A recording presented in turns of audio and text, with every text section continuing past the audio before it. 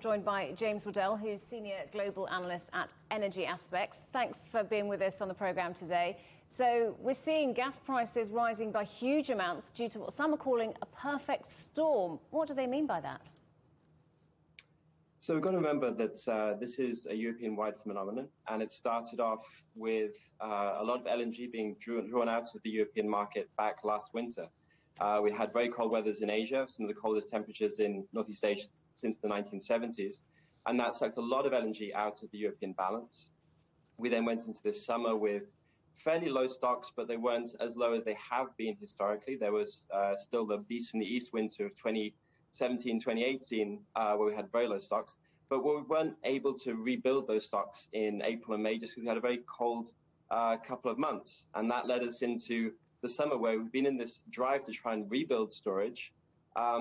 Demand has been picking up, industrial demand in particular, and commercial demand also with the end of lockdown. But at the same time, we haven't had this recovery in supply. Now, Russia has been limiting its gas supply to Europe. It hasn't restored the gas supply to a pre-COVID baseline.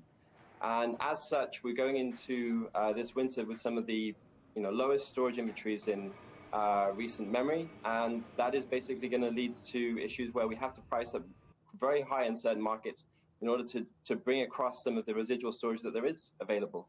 So it is a bit of a perfect storm, and we are very tight for this winter. So how might these high gas prices end up affecting other parts of the economy? So the main function, the main place that gas tends to appear is in the power sector. So we obviously are seeing very high power prices, and across the board, across the industrial sector, if you're not able to pass on those high energy costs onto your end product tariffs, this is basically going to squeeze those profit margins and lead to companies struggling. So we can see this already in the energy sector with companies unable to basically buy their wholesale gas at a cheaper rate than they're selling it on in terms of end user customers. But at the same time, we see this squeeze in the fertilizer industry where it's more profitable to try and import ammonia and urea rather than trying to produce these compounds within Europe.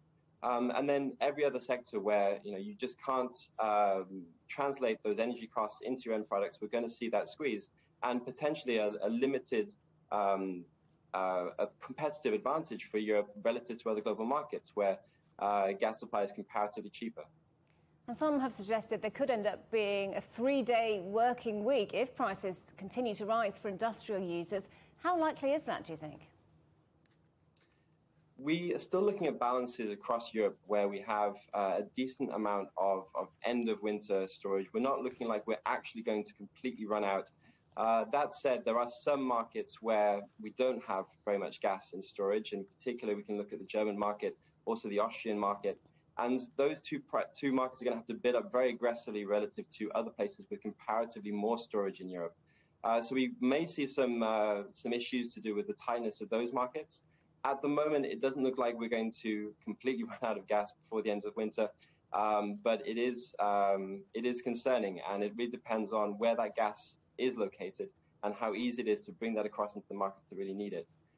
So it is going to be very tight, and particularly we have a lot of weather sensitivity in Europe, and if we do get a cold winter, that is going to exacerbate things. James Waddell from Energy Aspects, thanks very much indeed for talking to us today.